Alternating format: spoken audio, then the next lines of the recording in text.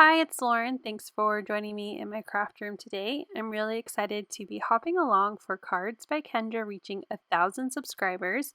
She is a fellow Team Tiny graduate, and I'm so happy for her and so excited to be a part of this. I decided to use Kendra's latest sketch challenge for my video today. I'm only going to show 3 of the 17 different ideas you can get from this sketch challenge, and I'll have that video down below in the description.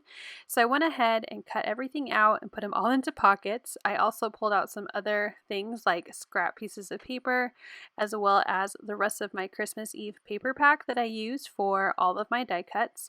I also have my slimline embossing folder, and I'm going to be using this woodland silhouette stamp set.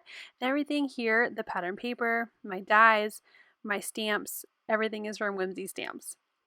Okay, so I'm starting with card idea number 1, and I'm just going to start gluing everything together. I love Kendra's idea of putting together all of the pieces that you've cut into little baggies so everything is grouped together, and all I have to do is assemble. So I'm starting with creating my background. I have 2 pieces from my Christmas Eve cardstock or my pattern paper from Whimsy Stamps, and I'm gluing them together to make my background.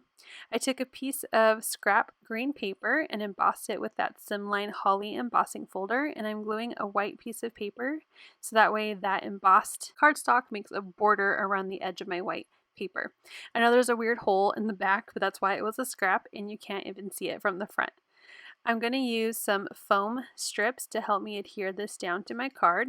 I'm just covering the back, making sure it is nice and adhered to my embossed background, and then I will pull up the release paper and then adhere it to my card.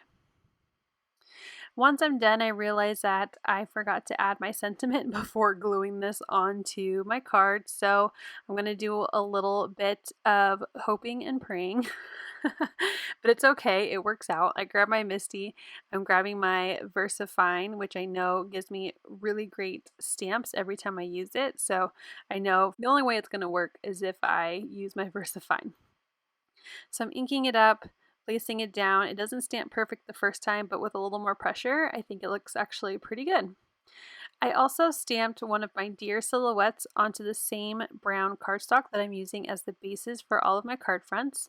And I'm just going to apply some foam strips to the bottom of its little feet because that's where it's going to be coming off of the white cardstock. And then I will use wet glue to adhere the rest of the deer to the card base. I also grabbed some of my pops of color from scrapbook.com to add some embellishment to my card as well as my deer. I'm going to use my gold glitter just to add some little dots here on the left. And then I will also grab my Rudolph red to add a little dot to its nose to make this deer look like Rudolph. And with that, card number 1 is done. Next, I'm going to try card design layout number 5. And so I have all of my pieces all ready to go. My background is cut from some scrap red paper, and I've already embossed just the top portion of this card. It's going to be hidden by that green piece, so you can't tell that I only partially embossed. I'm going to use my wet glue to adhere this red piece down to the brown background. And then I will start gluing on the smaller strips of paper that I cut from my Christmas Eve paper pack following Kendra's card sketch ideas. So while I'm gluing that down, I just wanted to share that all of the participants in the hop today are going to be sharing projects that were all inspired by Kendra, either a technique or a project that she had on her channel, or like me, using her card sketches. So make sure you look at the top of the description box down below where you can find the link to the next person in the hop. Make sure you take the time to watch all the hop videos because, well, one, we love your comments and thumbs up, but you also need to hop and comment for a chance to win some of the amazing prizes that Kendra has for you. So make sure you check the description box down below for all of the details on how to enter. Okay, so jumping back into my card, I've glued all the strips as well as the green across the card.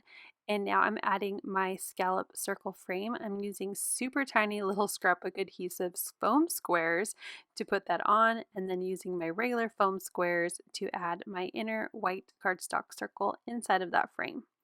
That particular die cut cuts both a scallop frame as well as the inside circle with really cute stitching details. I have my silhouette tree from the same stamp set, and I'm just adding that to my scallop frame in the center. I'm going to grab those pops of color in that gold glitter again and add a few to the top left of my card. So far, I've been really loving how easy these cards have been, but yet look so fun because there's different pattern paper to really bring these cards to life. And finally, I'm going to show you how I put together card number 12. This one is my favorite. I love how it turns out. I have my brown background again. I'm adding a piece of white cardstock that I embossed with the Slimline Holly embossing folder, and I'm adding it to this piece of green cardstock from my stash. I'm going to glue on this kind of cherry color red piece of paper to my background. And then I will glue on the 2 strips that I cut following the sketch cuts.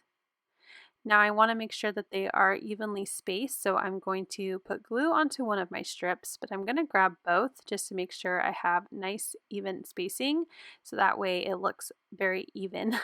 I'm very type A and I like straight lines, so I want them to look even as well. So once that second strip is down, I'm going to go ahead and grab some foam adhesive, and I'm just going to add a couple strips behind that green cardstock. Now the reason why I did this instead of gluing down is because there is a little bit of dimension now on my background, so this way I can just add this without adding any more bulk. And it also still looks elevated because there are some foam strips. So then once I make sure that that looks nice and even, I'll go ahead and grab my other silhouette deer that I cut out, and I'm going to add wet glue behind that image. I did fussy cut all 3 of my stamped images for these cards. I'm going to go ahead and glue that down, and then I will grab those gold pop of color again and add 3 little dots just to the left of my green frame. Now I liked the card, but it felt kind of plain, like it was missing something, so I grabbed my snowflake stamp from the Silhouette stamp set, and I'm just going to stamp a bunch of snowflakes just randomly around the card in black to match my deer, and I think it really stepped it up, and I really like that random snowflake background with the card. So here is a look at all 3 card fronts. Once my pops of color are dry, I will add them to some card bases. I really love how they turned out, and I can't wait to put together the rest of my Christmas cards. So thank you to Kendra for including me on this hop to celebrate her, and congratulations again on reaching 1,000 subscribers. I'm so happy for you, Kendra. So once again, check that description box for all the details on the hop and how to enter to win one of the amazing prizes offered on this hop. You can find links to everything that I used also in my description box in case anything here piques your interest and you want to check it out.